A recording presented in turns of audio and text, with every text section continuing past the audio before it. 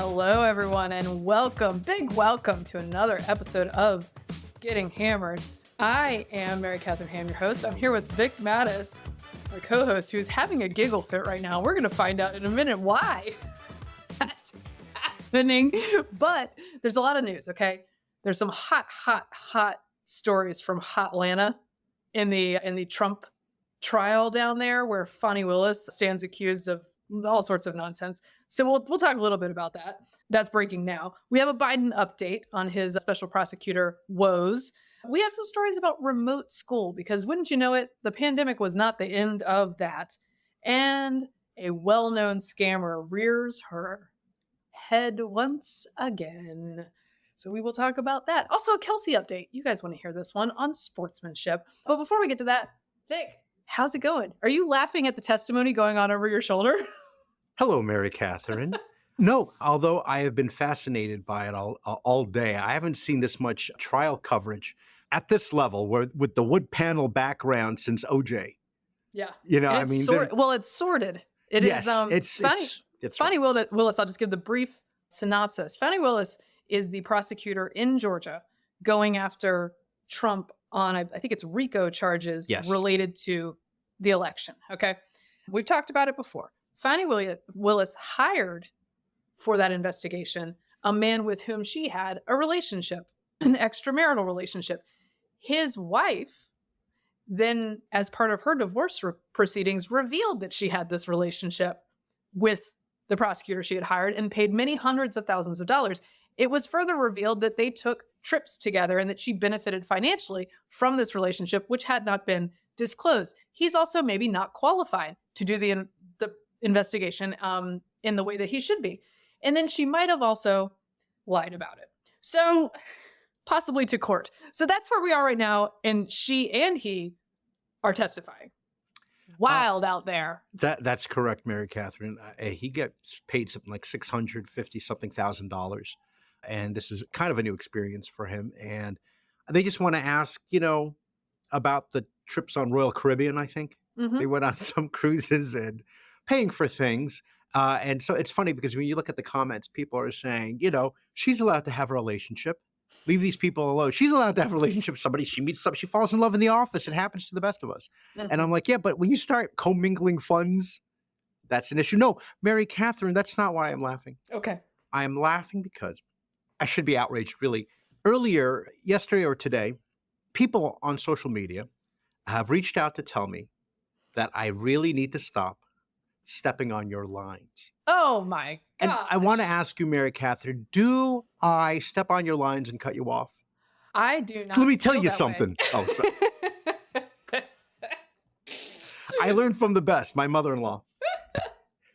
What do you think about this? Because let me tell you something. Okay. I do not feel that way. I think a lot of people feel that way. I feel that you have a lot to add. And if anything, I mailed off for too much of the podcast. I was very excited. I had a lot of thoughts on that last episode. I was over-prepared.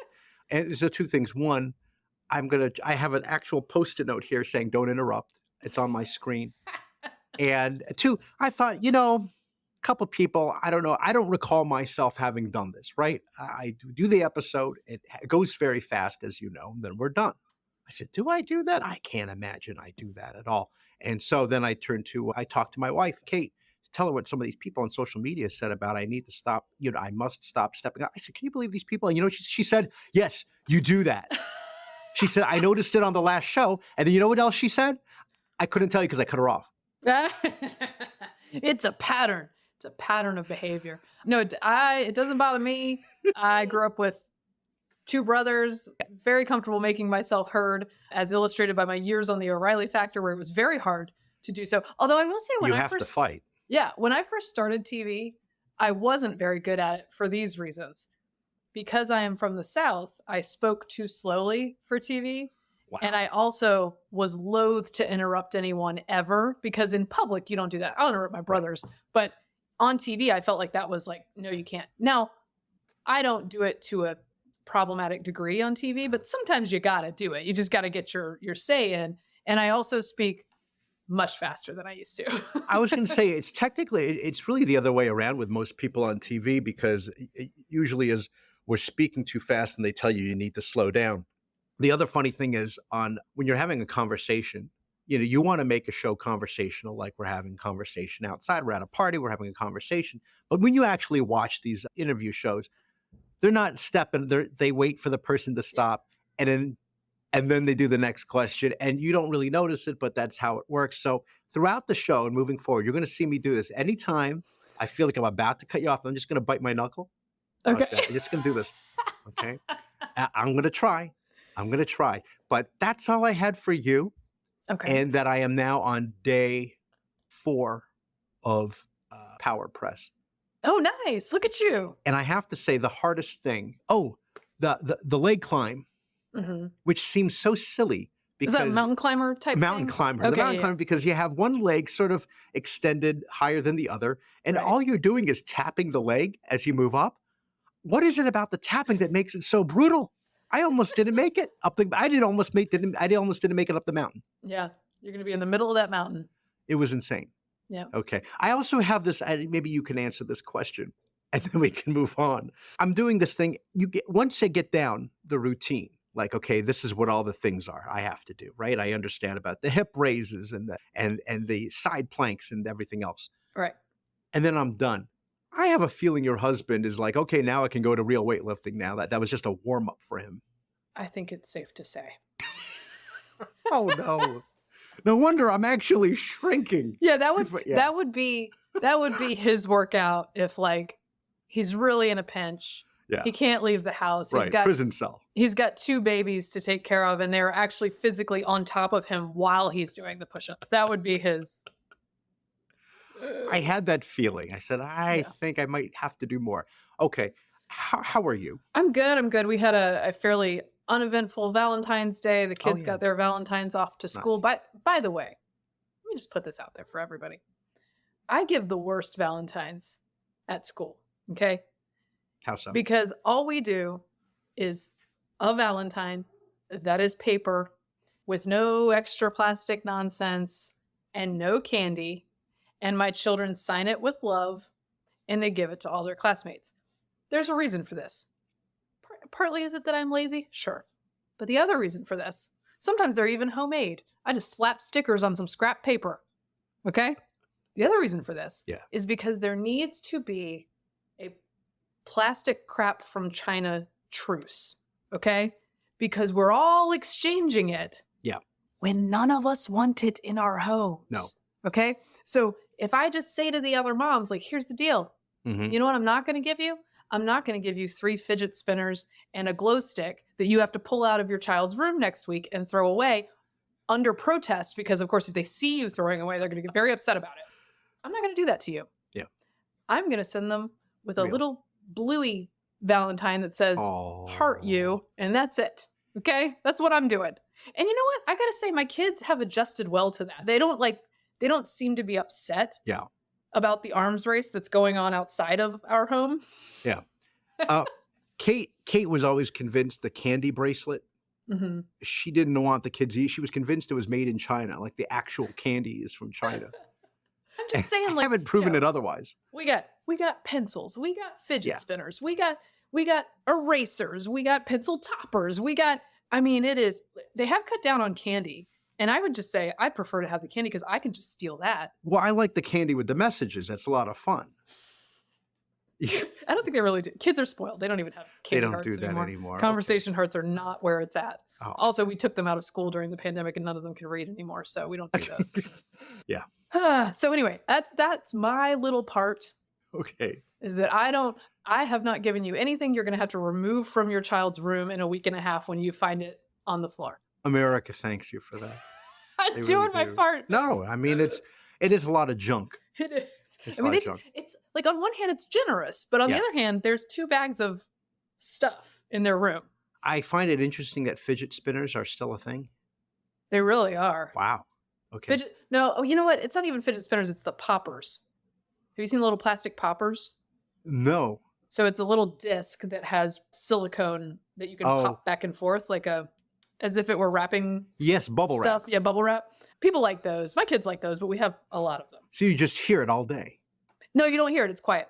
It just has the feel. It has the feel of back and forth with it. I guess it has a tiny pop, but it's very. And that's the new thing. Yeah. Oh, okay. Anyway, doing my part. Should have invented that. I also got I get each of my kids like a little Valentine's gift. For the girls, I just got them flowers because I feel like they're getting older and maybe they don't want toys. And I think they looked at me like, Mom, we want toys. Speaking of plastic crap from China. So I got them a little bouquet of flowers.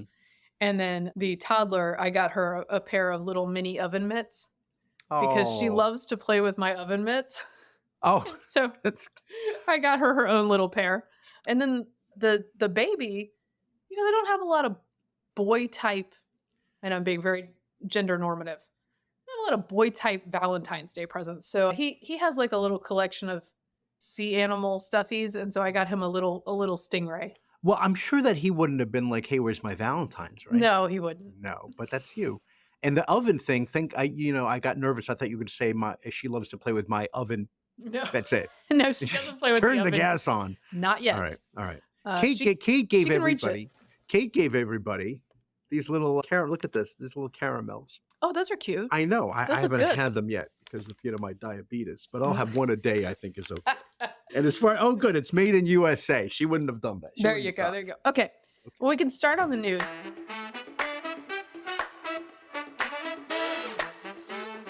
And the good news for our back and forth is that I know nothing about this news story, so I'm going to just let you have it, Vic. Apparently there was a big scare and I missed it. Yes. Yesterday, Mary Catherine, there was talk of a national security threat. So I think the chairman of the House Intel Committee I think it was Mike Turner, but I might have to fact check that, had demanded that the Biden administration be more forthright and come out with what is this national security threat that was a number of members of Congress were briefed on. Okay. But he feels that the congressman felt that all the members needed to be briefed on it.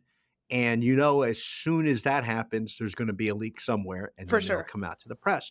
Well, just that sending out that statement sent off for a brief moment yesterday, all sorts of panic of what could be the threat. And there were people talking about, terrorist cells, sleeper cells coming in from up in the border, things of that nature, and hypersonic missiles. And it turns out, before we found out, Jackie Heinrich at Fox, her source correctly told her, but in very vague terms, the threat has to do with space. Oh, that's reassuring. That's great. So now you're thinking of Armageddon and Deep Impact. Like, okay, it's heading our way. Right. I hope they found the guys in the offshore platform to drill a hole and put the bomb in, put the nuclear missile in. And then Jake Sullivan was giving a briefing and said, can you assure us that that Americans have nothing to be scared of and not panicking?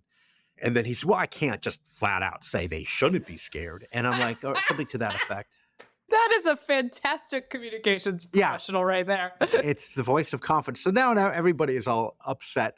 And it turns out it does have to do with Russian space technology development. And it does involve nuclear capabilities. But we're not talking about, lasers coming down at us like in the great 80s movie Real Genius with Val Kilmer, where the laser comes down Star Wars style. Get your popcorn ready. Get your popcorn ready. Very good, Mary Catherine. No, it has to do with disabling satellites. And that would be a very bad thing because that sounds very bad.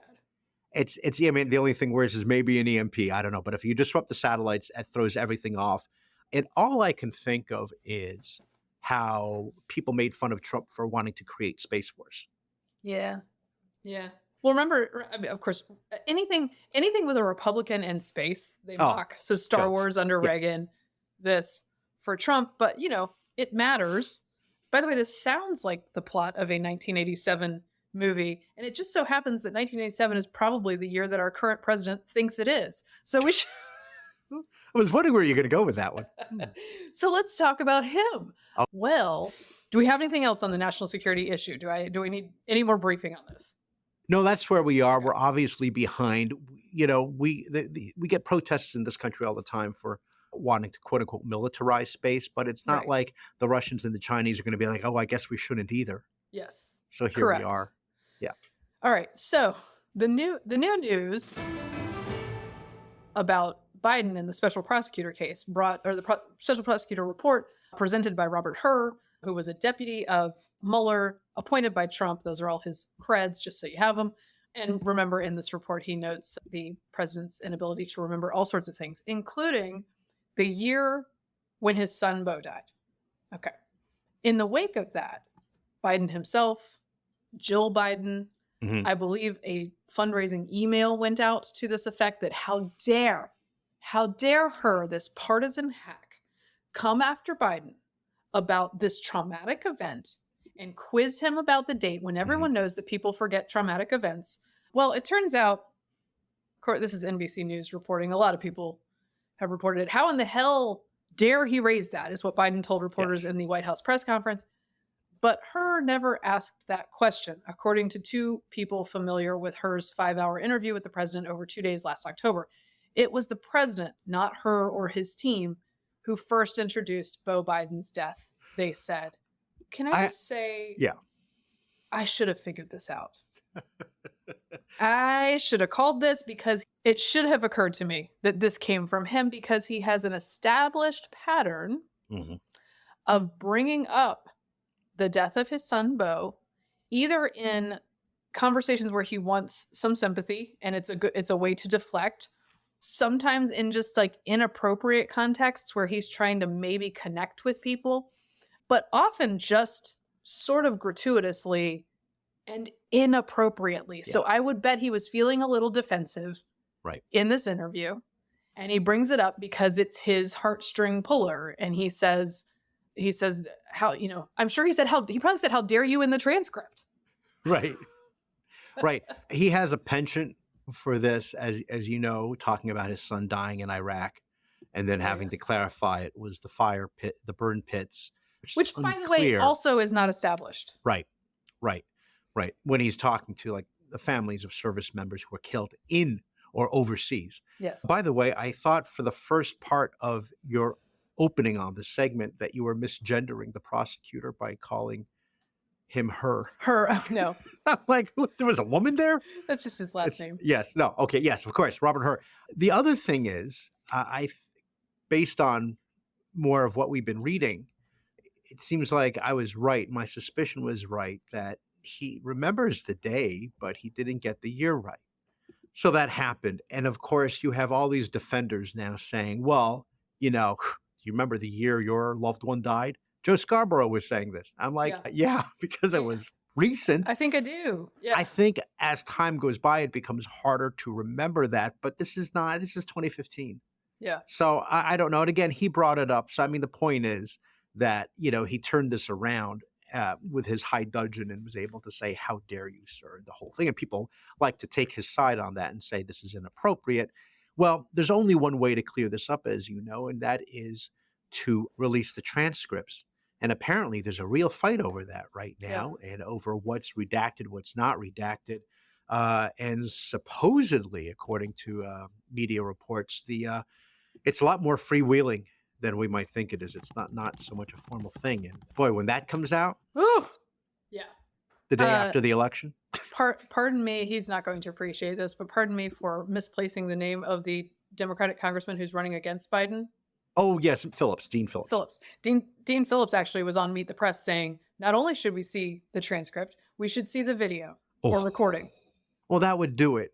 It's going to, the numbers right now are not good for Biden, although I saw, there's certain states that have they've made their bed. They're like, you know what? They made their peace with it, I should say. Mm-hmm. And they know that Biden is in bad shape and they're still going to vote for him. It's like over whatever Trump.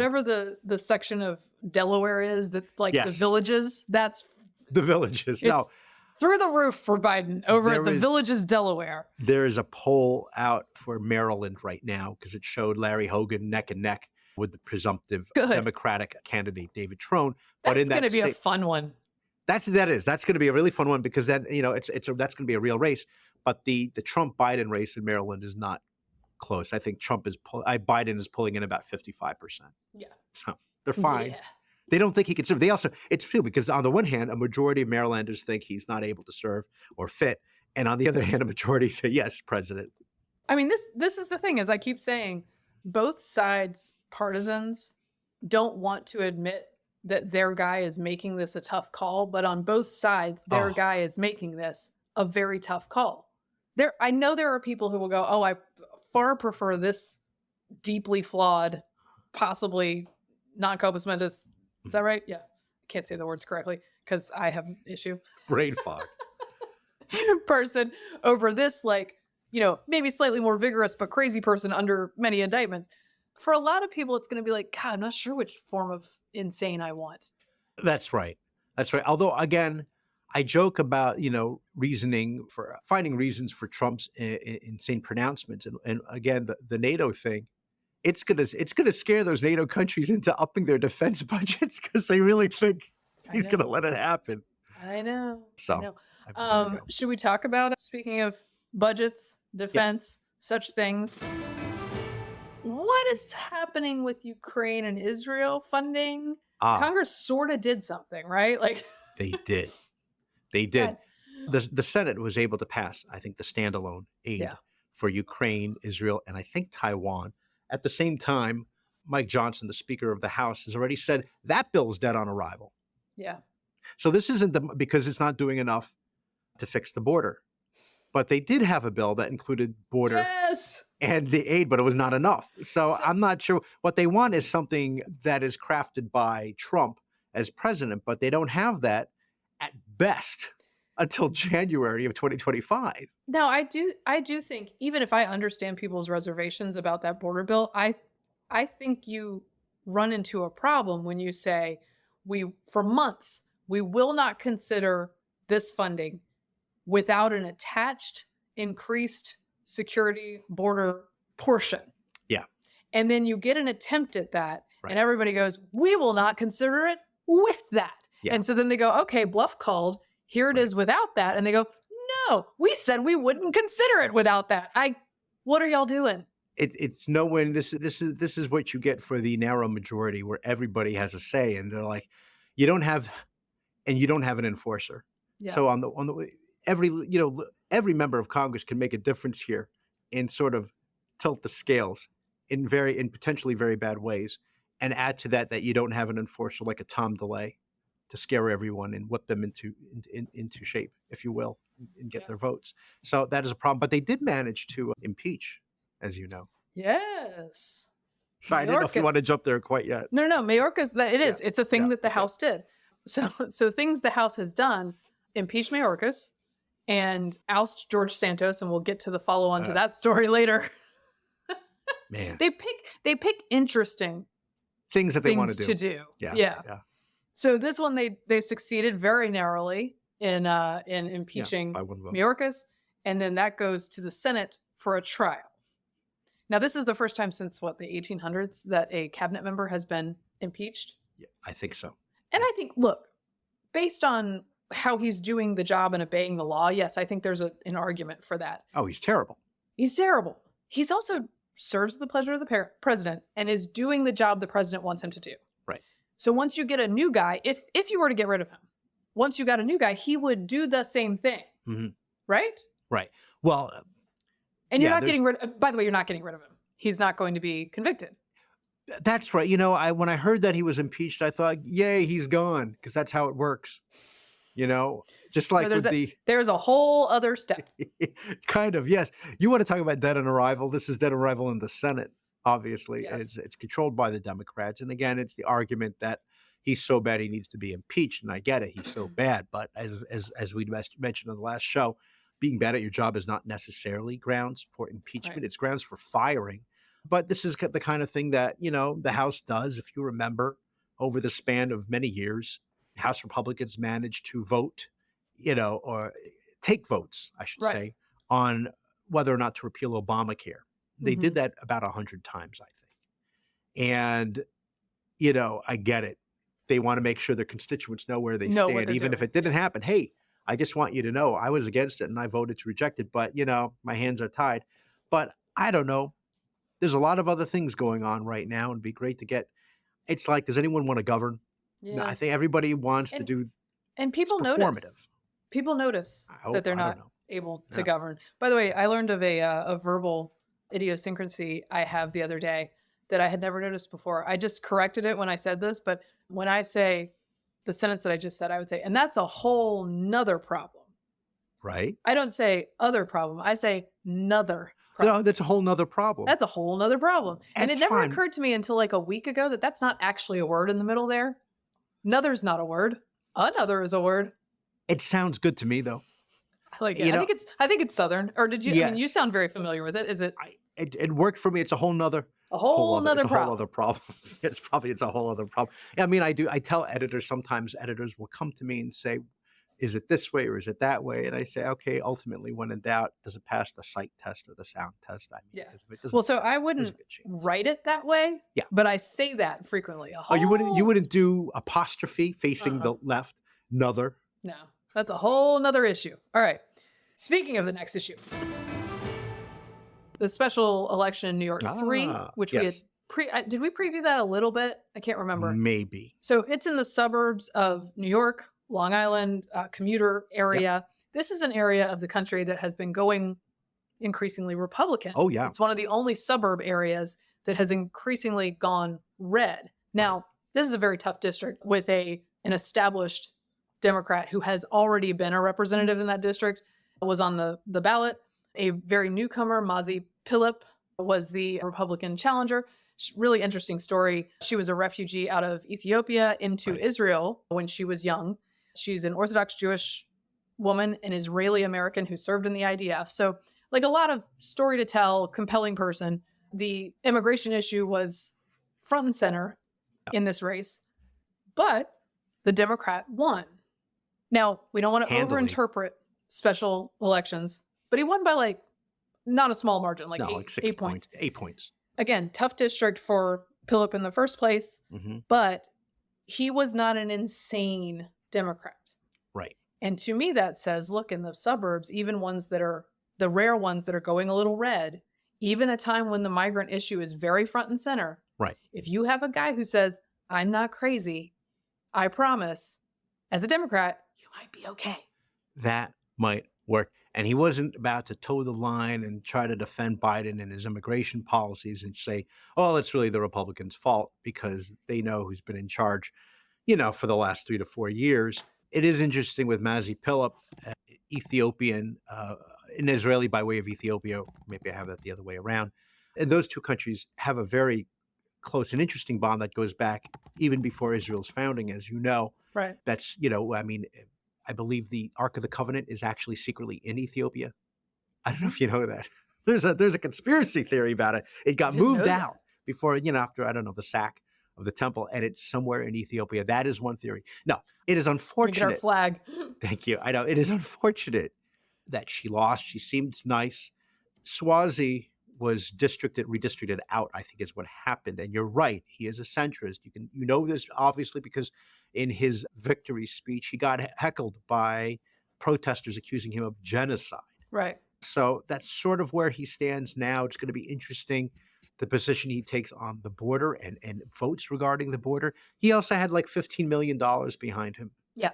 And early voting was they had a huge advantage. Yeah, that's a couple things to keep in mind for the rest of the year, by the way. But by the way, this was a New York special election to replace George Santos. Yeah. Who won in sort of a fluke, this talented Mr. Ripley, who's telling a bunch of lies about his life, won in that district in 2022 in a tough year for Republicans and came to Congress and lies about a ton of things and got in a lot of trouble and got expelled. Yeah. So this is to replace him. So Republicans have lost that seat. Yes. Yeah. And a couple things to worry about for the rest of the year are, they had a lot of money to spend. You know who else has a whole lot of money to spend? Every Democrat. Every Democrat running has a lot of money to spend. There is no room for error. And at the top of the ticket, we have a guy who has a lot of errors. And a legal defense fund. Yes. By the way, did you see that? So he I guess he wants Laura Trump to be in charge. Yeah, to be like the number 2. But really, eventually, he didn't want to be so blatantly like, I wanted to be in charge and then help push the next after him, because after him, it's going to be Eric. So once Laura Trump in charge of the RNC, and Laura in her pitch says, look, we're going to do absolutely everything to get Donald Trump elected president. It's like, okay, well, that's not your only job. I know that there are other organizations that do that work, the NRSC, the NRCC, who do that work in the House and the Senate. But the RNC is supposed to have a passing interest in those other races. That's right. For which Donald Trump can be a real problem. Yeah. And I really think that one of the things they need to do is really encourage early voting. It's not going away. I mean, I hate it. I wish Election Day was like it had always been, which is on one day, and instead of weeks or months before and then weeks after. And then you can do absentee ballot if you're absolutely not able to vote on Election Day. I get it. But instead we have this. And what happened, you also had a snowstorm, right, on the special election day for the for the Santos seat. And so, I mean, maybe you were going to vote, but maybe now, because it was one of those horrible, wet, rainy snow. It's a snow rain combination. I'm like, maybe somebody else will vote. And there'll be enough. It'll be fine. Republicans are just getting sunk by the early vote. And if you don't, and the reason that there are cultural reasons that Republicans don't like early voting. However, in places that adopted it early, places like Colorado, places like Arizona, I believe, those state parties actually did a lot to encourage voters. This is good. This is fine. This is verified. You can do it. Right. Even in the places where Republicans had adopted this behavior, that was wiped out in large ways by Donald Trump saying that all of this is a scam. Right. So the fix is in. Yeah, but if you're relying on a giant wave of your voters on Election Day to reverse all of that, you're putting yourself in a very risky position. Yep, but that's how we like it. Nice and close. Let's not make it easy. Difficulty level way up here. That's what Republicans like. What do you say to the pushback that we're overanalyzing this special election because there are two people's names who are not on the ballot, and that would change the calculus, right? If Trump and Biden were on the ballot, what? What do you think about that? Sure. Look, I think we always overinterpret special elections. This is one of the things we're called to do, actually, is to nationalize special elections. But look, Democrats since 2020 have shown a propensity for getting voters out, even if they're not excited, even when it's a weird day, even when it's a special election. One of the reasons they're able to do that is because the Trump coalition looks very different than the George W. Bush coalition did, or a Mitt Romney coalition might have looked, right? It has traded, and this is not me, this is like a conventional wisdom thing, but the GOP coalition has traded high propensity voters, suburban moms and dads who keep calendars, who do 18 activities with their children every weekend, who are guaranteed to show up, affluent, educated voters. Yes. No matter what the election, we have traded those voters for a different kind of voter that is lower propensity, that is lower income, that is more working class, that does not have a track record of coming out, particularly on weird days for special elections. Special elections, off-year elections, midterm. So now you'd like to have a little bit of both of those, right? And you'd like to get your low propensity voters to become higher propensity voters. And Donald Trump is arguably a person who can do a little bit of that. But if you lose these really reliable voters in huge numbers in the suburbs, you're in trouble. And I think that matters everywhere. It mattered in the Virginia elections that we talked about. And it's been, 7 consecutive years of generally bad elections for Republicans. Aren't you tired of winning? I think we're all tired of winning. Who said that? Yeah. So that's what's going on there. No, I think, yes, it can be overdone, but there are warning signs here that we have seen over and over again. This is not an isolated picture. So we'll see. You spoke about a little wet snow in New York. I did. Northeast. Did you hear that the nor'easter? Yes, a nor'easter. The nor'easter. That's what you guys call it. You guys don't say whole nother, but you say nor'easter. Okay. The nor'easter shut down schools in New York City. Oh, sure. Yeah. Turns out it didn't go that well because remote school isn't real. So they couldn't get it to work for some of them. Of course, parents are burdened because suddenly they're out of school for what ended up being not a lot of snow. They don't get the education that they're promised as usual. And everyone argued when we were doing remote school or the people who were critics argued that when we were doing remote school, this would make people trigger happy for remote Yeah. school in the future. Yeah. And it seems to have done that in some places where they need to be spending time catching up from the pandemic. Yeah. Also, just if you're going to be out of school, just give them a snow day. Right. I was going to say, so what happened was school was canceled, but it was not canceled in the traditional ways. That's what you're saying up there. Yeah. Give them a snow day. That's right. Here's my thought. I get it. If you have too many snow days, traditionally, the summer vacation for kids gets shorter, right? They extend it because they got to make up for the lost days. Okay, fine. My thought is, whatever they built in to the calendar, like 5 days or whatever of snow before they have to consider extending. Max out those 5 days as actual pure fun stay-at-home days where you can go out, play in the snow. And then after that, you can try to do some remote learning. Yeah. But I would say take advantage of it. It just, I don't know. I'm sure you remember how exciting it was. Well, I don't feel this way now with and now as a parent, if there's no school, it is not the same. But when I was a kid, it was so exciting. You know what's better than sitting on Google Classroom that's not signing on because millions of kids are trying to do it at the same time? What's better than that is just being outside and playing. Yeah. That's actually better for you. Yes. As a child. Yeah. That's very Tim Carney of you, family friendly, which is a book coming out in March. Yes, it's true though. Like your child being outside, being active is better than staring at a screen that says, "Oh, we can't connect. We'll do our best." So I got one of these notifications from Gmail saying I'm at 50% capacity now. And that, and eventually, when it fills up with emails, got to get rid of. So I tried to go back and say, what are all these excess emails? I forget, you get an email, at least I do, from public schools every single day, right? So I went through a chunk of emails just to get rid of them, right? Get rid of all these old emails. Going back to 2022, 2021, and then I started seeing subject headlines about update on return to class, update on hybrid learning, update on COVID, precautions. Were you a little traumatized? I was triggered. It was weird. It sent me back. It was, what an awful time. Yeah.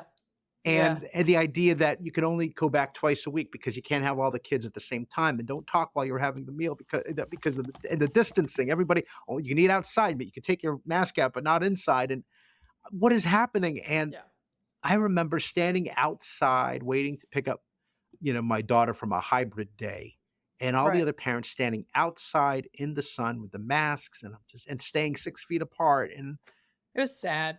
It was very sad. It was sad and it was stupid and we didn't need to do it. No. Yeah. That's it. And a lot of people really got the rocks off making the rest of us do it. And I did not. Oh, they did. Bad news. Bad news, man. Anyway, so they're still hurting kids is the point. Yeah. And by the way, Taylor Lorenz had another freak out. Someone sent me, I believe it was our loyal listener, Jeremy Senderowitz, who sent me. So Emily Oster is doing a collab. Emily Oster's the economist who wrote Expecting Better. Sure. And she does a bunch of parent-related data stories. Yes. And during the pandemic, she collected data from schools that were actually opening to figure out, what does this look like? We need data. And she concluded that hey, this isn't super dangerous for them and staying out of school might be dangerous.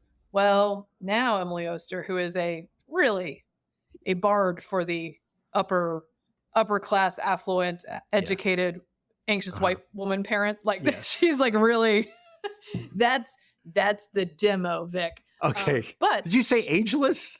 No, anxious. Anxious. Oh, anxious. I'm also ageless. But no, I said anxious. No, the great thing about her is that she combats anxiety with data. So we like that. She's doing a collaboration with a fashion line. And, it's just one of these retailers where you order a set of clothing. It's professional. MM Le Fleur is the name. At any rate, she's doing a collaboration, influencer-y kind of thing. Taylor Lorenz is none too happy about this because she was crazy with her messaging that children should go back to school during the pandemic. So she shouldn't be normalized in this way. What should be normalized is Taylor Lorenz's way of living, I guess.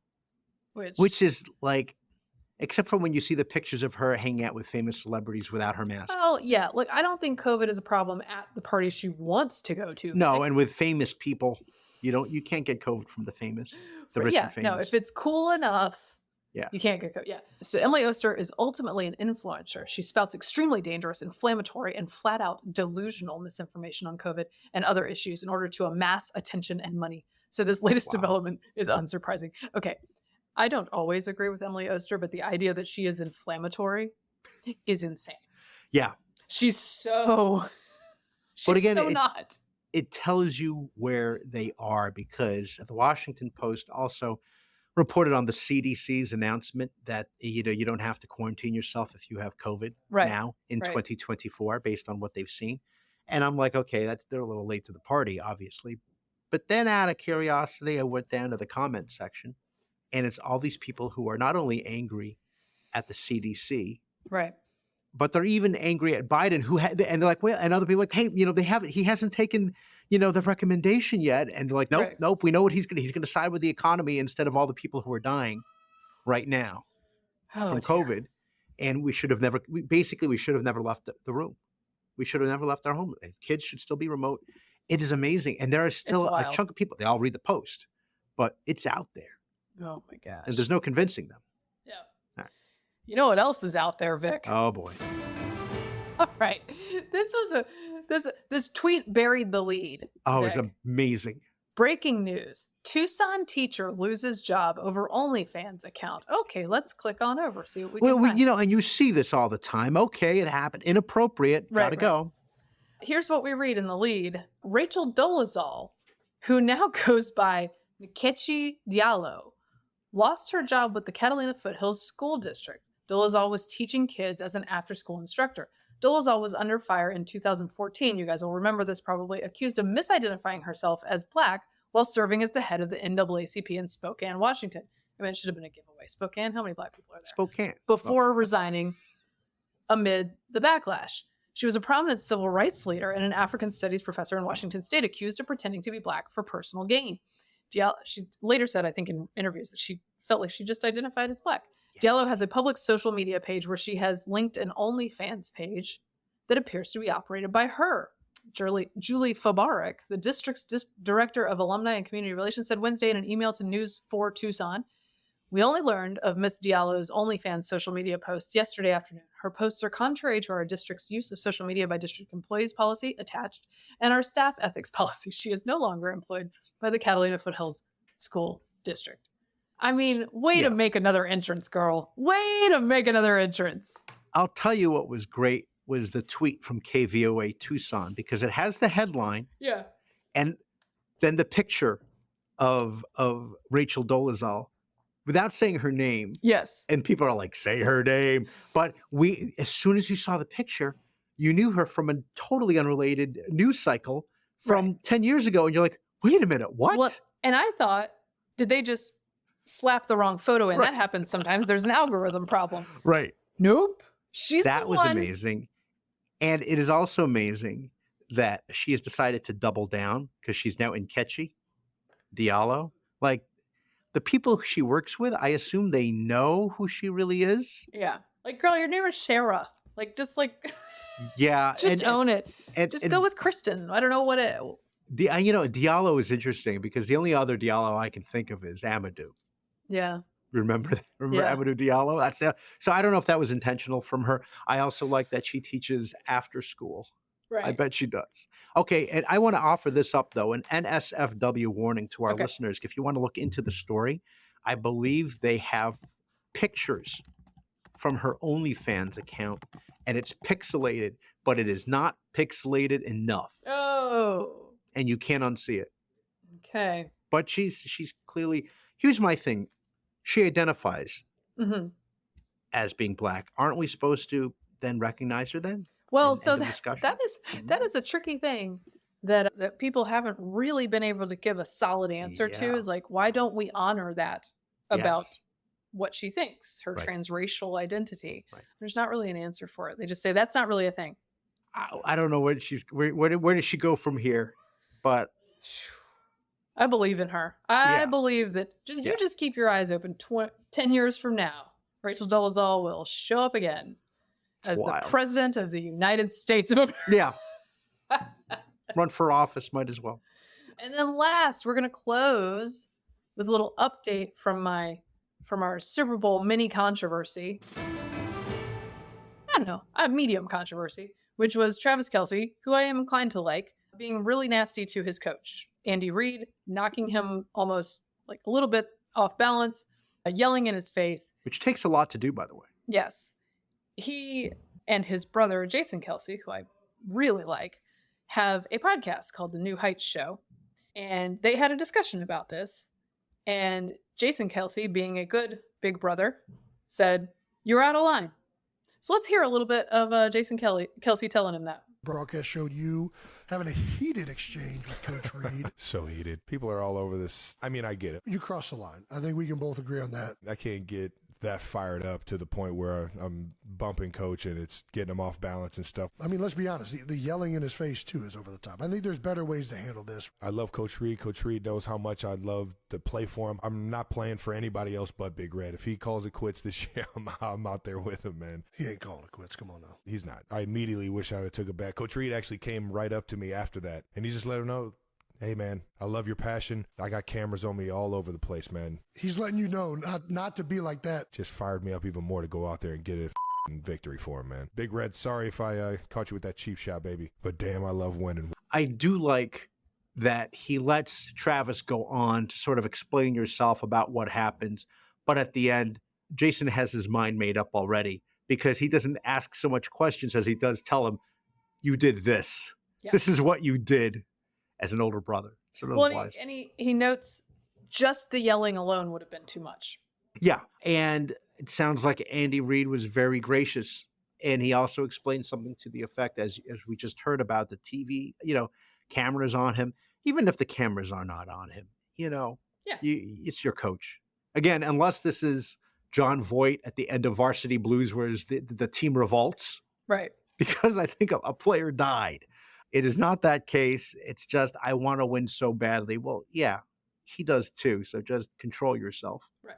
But I liked that they had this tete-a-tete about this, and that he came down on him a little bit in a brotherly way. Yeah. Brotherly love. They went back and forth for a little bit. And what I didn't like was, and again, you're right, Jason is this great, wise older brother. But I think Travis was about to say something even more, but unfortunately, Jason cut him off, as he's wont to do. How rude. How rude of him. On that note, that wraps up, at least for me, this episode of Getting Hammered. Remember, you can subscribe to us on iTunes, Google Play, and YouTube. You can follow me on Twitter at Victorino Mattis. I'm at MK Hammer on Twitter if you want to hear me talking uninterrupted there. Instagram at MK Hammered Time. Thanks for getting hammered responsibly. This has been a Nebulous Media Podcast.